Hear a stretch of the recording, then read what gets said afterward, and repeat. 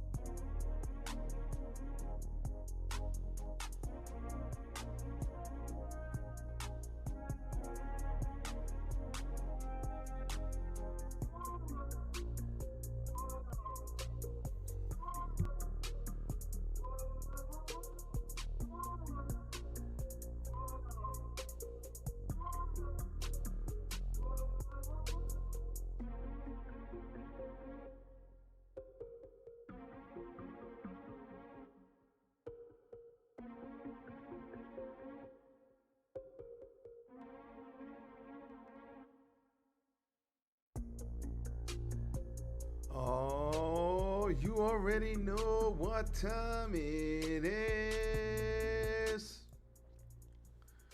We still got a lot of hate for certain podcasters because of Shafir and Cargill, which by the way, Nope. still wasn't good. But we still got a lot of hate for that. We got a weird episode of Dynamite. We got mad people showing up. A lot of craziness going on in Dynamite right now. Wow. Let's get into it. But first, check out my socials. Follow me, RJD, RJ699 on the Twitter, RJD199 on Snapchat. But most importantly, follow What's the Wrestling on Facebook, YouTube, and TikTok. Follow What the Wrestling on Spotify and Anchor. Let us not waste any time. Let's go.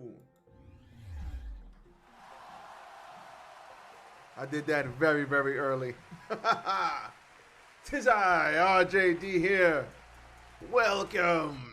I can't wait to play Resident Evil 4 Remake. What are you buying? Anyway.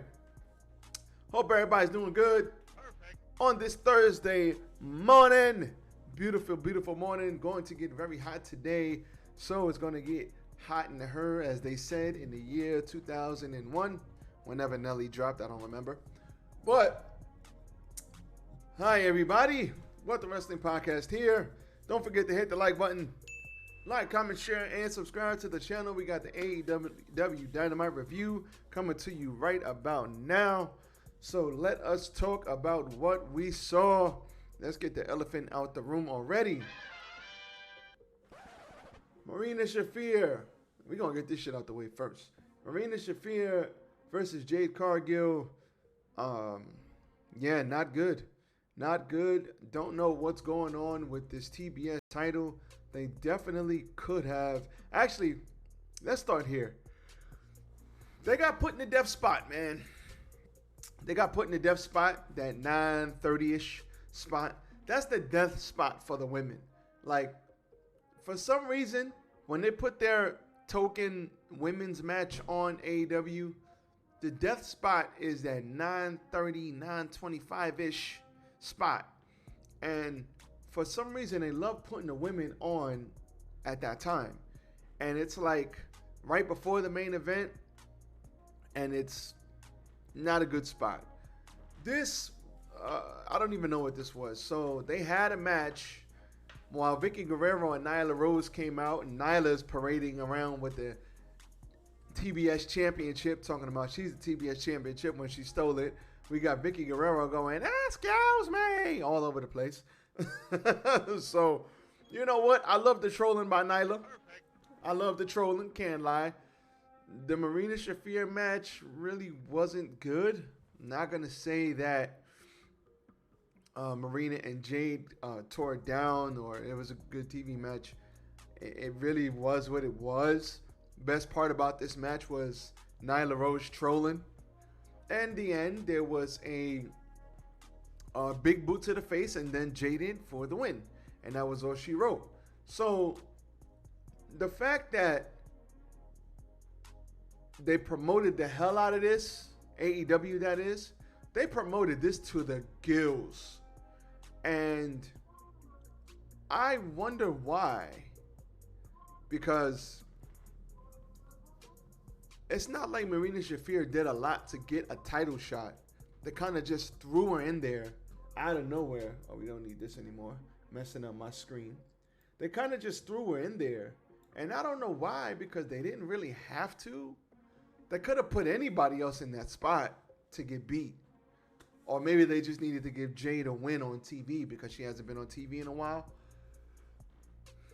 I don't know. But then again, she just fought Nightingale again. So I don't get it. They could have just kept her off and found something, had her cut a promo or something. There's no one else, blah, blah, blah.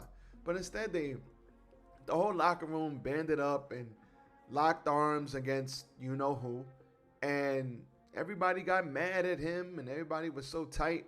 But in the end of the day, it was a match that a lot of people were confused about. A lot of people didn't want to see. And it was a match that wasn't that great. So why is everybody so angry? Tranquilo, everybody. Tranquilo. So I don't know why everybody had to get so personal and everybody wanted to insult everybody. Everybody wanted to insult Mr. JD, and everybody was going back and forth, and like it really didn't need to be that serious. Listen, nobody is above criticism, okay? When shit is good, we're gonna say shit is good. When shit is bad, we're gonna say shit is bad. First things first, you don't need to watch a movie to know what a bad movie looks like. So for everybody saying, "Oh, you're not a wrestler, you don't know what wrestling is or what it looks like," listen. First of all, stop the cap. Okay. You don't say that about movies. You don't say that about sports. I said this already, so don't say it about wrestling. Nobody's above criticism.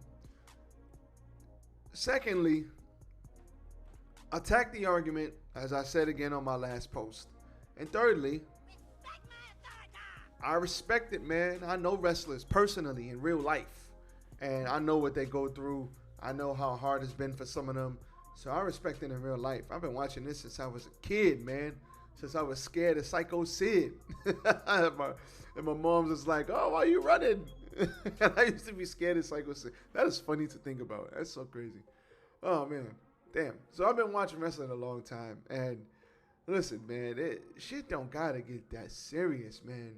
People get so emotional and so caught up in their feelings. If I do something bad and somebody says, yo, that sucks, I'm going to be like, you know what?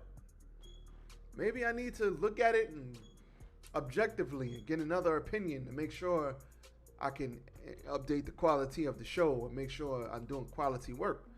But if I'm playing basketball and I drop 50, you can't say, "Oh, you suck." Then at that point, it's like, all right, whatever. You know what I'm saying? So you got to be objective. You got to take your emotions out of it. Nobody likes criticism. But at least, you know, the women's division, they all stuck up for each other, but they're fighting the wrong battle. The enemy is not us, the fans. We are not the enemy. We love that you put your bodies on the line, men, women, and some children, for our entertainment. We love that. But when stuff is bad, we're going to say it's bad. We criticized WWE for years because they put on a shitty product. Why is AEW or anybody else above criticism? They're not. So that's all I have to say about that. All this hoopla for a match that was like 2 minutes. Woo, some good coffee. So, I mean, we all could do better. So let's just Stop it. Get some help. let's all get some help and do better. Now, let's get on with the real show. Darby Allin, Jay Lethal. Darby Allin, funniest and best spot of the match. Mr. What's the tall guy's name? I forgot his goddamn name. Mr. Tall Man, 7'4". He is a very, very tall dude. Darby Allin runs to him and literally bounces off of him, tries to do that torpedo Darby, and he bounced off him and fell. He then, Mr. Singh, there you go, Singh and Dutt got thrown out after that. But then there was a man dressed up as Sting who came in. We all knew it was a Sting because it wasn't his biggest Sting. And he came in, hit Darby with the baseball bat, threw his ass back in the ring, and then he got hit with the lethal injection for the win. After the win, it was revealed to be Cole Carter. Surprise, motherfucker. Who? Kind of made no sense to me. Don't know who that is. He's from the factory, apparently. And I'm just like, okay. Hey, at least it's somebody new. Let's see what they do with it. So they introduced us to somebody new, but it kind of didn't make any sense. But, okay. So then Sting's music hits, but none other than Jeff Jarrett. Surprise, motherfucker. Comes out the crowd, comes in the ring, and then he hits Darby with a guitar. And then we find out later that Jeff Jarrett is all elite. This is interesting. Don't know quite what to make about it yet. But apparently he's going to be handling the live events and stuff like that. I forget his exact title, but he's going to be doing live events and promotion and stuff like that. So, listen, he's been in the wrestling business forever, literally. So, not going to say it's a bad pickup. Cool. Jeff Jarrett's here. Great. So, he then got on the mic and cut a promo saying that his family's been in the wrestling business forever and he is going to get it done. And wherever he goes, he left an impact. So, good for him. Good for AEW. Let's see what happens with it.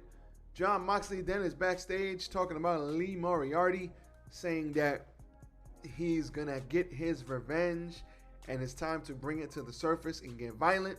We then had a video package of the Elite basically getting deleted and them inserting the trios titles to Death Triangle.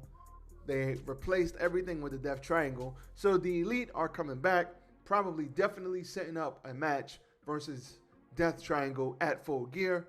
So that's awesome. Next we have Jon Moxley versus Lee Moriarty. Only problem with this match is Lamar Jackson came in and that distracted the crowd. So everybody was just like, Lamar Jackson's here. And everybody went crazy towards the end of the match. But Jon Moxley gets the win with the Death Rider. Oh, no, actually, did he hit a Death Rider? No, he did not. He didn't end up hitting it. He got a armbar and Lee Moriarty tapped out. After the match, Ethan Page, who was on commentary, laid out the AEW champion. And he is in the upcoming title eliminator tournament. So that is going to be great. Then we had Renee Paquette interview Saraya. Saraya, tomato, same thing. Britt Baker didn't show up because she's Britt Baker. And Saraya says she used to be, she knows what it's like to be a star, but Baker doesn't care about anybody but herself, the division, or anything in Saraya's opinion. But Saraya's made an impact everywhere she's went. She's built up divisions everywhere. And she should be lucky that she was giving her this interview at all. So, Saraya, she basically built herself up. She thought it was perfect and that the division could use some more. Even though she stresses the division was going fine anyway, but Saraya thinks that she can help make things better and take it to a new level. Paquette did ask about her situation, whether or not she can wrestle, you hear me? Stupid. Wrestle. And she said she would save her answer for next week, giving Britt Baker her answer in person. So, can Saraya wrestle or not? I'm pretty sure she can wrestle. She's probably going to fight Britt Baker next week. Then we had the Daddy Ass Birthday Bash. Oh, yeah. So the Acclaim came out. Daddy Ass came out with his fingers taped up. And Anthony Bowens got on the promo and got on the mic and cut a promo saying, "Sneaky swerve damaged Billy Gunn's fingers, so he can't scissor." But they gave him one of those gloves, those big pink gloves, and he scissored anyway. So that was great. They gave him a foam scissor fingers so he could scissor, and the crowd goes crazy. Then the Acclaim said AEW stands for the Acclaimed every Wednesday. Bowens believes that everyone loves the Acclaimed, in which they do. What the fuck? Wow. Yikes. Anyway, I just caught an email. That was weird. But they went to the crowd and got a gift for Daddy Ass, which was a pair of big scissors by a fan. Then they presented him with a trophy, the world's greatest daddy. And then they said he had a lot more planned, but a lot of people got mad. 2 people canceled, and a lot of other people got mad because he didn't go to the reunion. And then the crowd was like, "Oh, word?" And then he said they had a certificate of adoption so that Daddy Ass could adopt the Acclaimed, because both of the guys signed it, and and they wanted him to become his official daddy. Stupid. This was extremely stupid and extremely funny. I mean, this was stupid in a good way. This was awesome. The Acclaimed know sports entertainment. Shout out the Acclaimed. Stop it. Get some help. Get some help, Acclaimed. You guys are the Acclaimed is like one of the best things on this show. Sports entertainment. They couldn't have done sports entertainment any better. Everyone loves the Acclaimed. I love the Acclaimed. I do. These guys are freaking hilarious. Thank God they're getting the chance to shine. So after the whole adoption thing, we got the Gun Club coming out. And the Gun Club said, listen, they got him a gift too, which is a big boot from W. Morrissey. Surprise, motherfucker.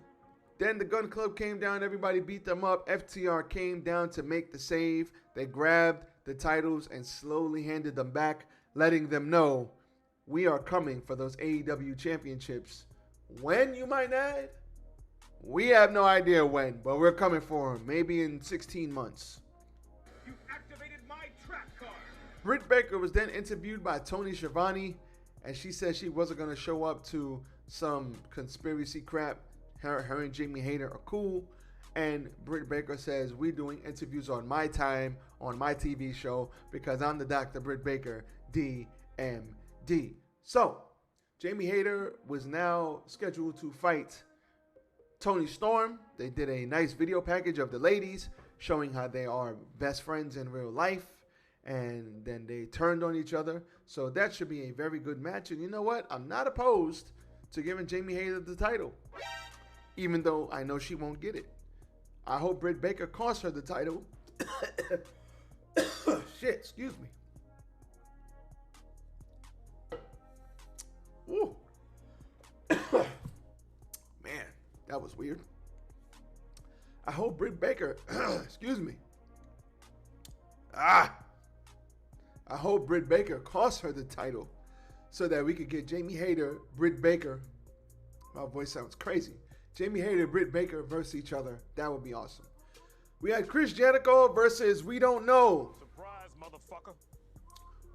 Boom, boom. Colt Cabana is back, baby. So, if you didn't know who AEW was going to side with, or Tony Khan was going to side with, Surprise, motherfucker. now you know. A big FU to CM Punk. Colt Cabana comes back and has a match with Chris Jericho for the Ring of Honor title. Decent match. Colt Cabana loses. He probably...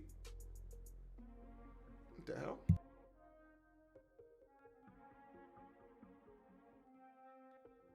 Okay. He probably should have won. But if it wasn't for Jake Hager taking his hands off the ropes, he might have gotten a victory. But There was a code breaker, and that was the end of that. So Chris Jericho wins. Backstage, Renee interviews. Oh, let me talk about the pull-apart brawl first. So on Jericho's way back to the ring ramp, he then grabs Ian Richboni, and he snaps his glasses, mocks him until Claudio Castagnoli runs out, makes the save. Bryan Danielson runs out. Everybody joins in. Wheeler Yuta runs out, and there's a pull-apart brawl. You stupid. And everybody starts getting crazy. So that was fun. Nice pull-apart brawl there.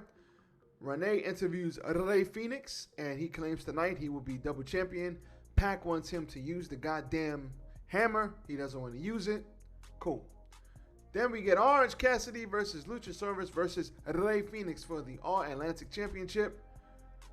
Mr. Cassidy comes out with a book bag with the championship in it because Orange Cassidy is, and that was an Orange Cassidy thing to do. But the end came when there was Luchasaurus headbutting Orange Cassidy on the ring ramp, setting up for a chokeslam. But Jungle Boy comes out, Surprise, motherfucker. with a chair, hits him again. Christian jumps up like he wants some of this, but he don't. And then Jungle Boy runs full speed and does a crossbody off the ramp onto two tables and takes out Luchasaurus. Shots fired! Shots fired! Back in the ring, there was a nice finishing sequence where Rey Fenix was going for a move and he got countered with an orange punch, and Orange Cassidy retains his title. That was cool. That is all. Backstage. Actually, no, not backstage. We had a video package of the House of Black. All three men were shown in body bags as they got wrapped up and buried and burned, as Julia Hart ends up burning and burying them, putting them in water. Now, glimpses of all three of them Stupid. being resurrected, with the voice of Malachi Black being heard asking for his father's forgiveness. So, I'm glad all these brothers got time off. Let all of them go back and recalibrate. And when you bring them back, you either A, make them trios champions and actually do something with them, or B, give Malachi the title, because you got trios titles, you got tag team titles, and then you got Malachi as a singles guy, and you could literally do a lot with these guys. But these guys need to get pushed. They need to be given time to do what they need to do, and they need to be built up, because creatively, I can understand why these guys are irritated. For sure, for sure. Main event, Samoa Joe versus Brian Cage. This match was fantastic. These two guys are two big dudes. Joe is the BMF king. Brian Cage is the machine. And the end came where Cage tried to do something, tried to reverse the coquina clutch, but Joe used the other hand for the coquina clutch, dropped down, wrapped his legs around him, and got the tap out win. After the match, the Gates of Destiny jumped up, and then Wardlow came out. And when Wardlow came out and made his way to the ring, the Embassy retreated. However, he focused his attention on them when Powerhouse Hobbs comes out of nowhere with a huge spine buster. Surprise, motherfucker. And he stood tall, holding the TBS championship as AEW Dynamite went off the air. Huge spine buster onto Wardlow. And listen, if anybody could take him out, it's Powerhouse Hobbs. And you know what? I like Powerhouse Hobbs as a nice heel champion. Don't know if he'll get it first time around, but I wouldn't be opposed to it. Powerhouse is a big, bad dude, and he could literally go 14, 15 victories without losing. But Wardlow is hot right now, and I don't think they want to beat him just yet. They have to do more with the title. But if you give it to Powerhouse, Powerhouse needs to go on a monster run versus like a lot of people, at least 8 to 10 people, and nobody's going to be able to beat him. That's the type of run he needs to go on. So we'll see if they end up doing that. I hope so, but we'll see. And that's all I got, everybody. Perfect. As always, follow me, RJD. Check out the socials once again. Everybody, enjoy the day. We got What the Wrestling News Brief coming on strong tomorrow. As always, I'm going to go drink some hot tea now, so I actually have a decent studio voice tomorrow. You guys be safe. Enjoy the hot weather in New York City. I am out. Peace.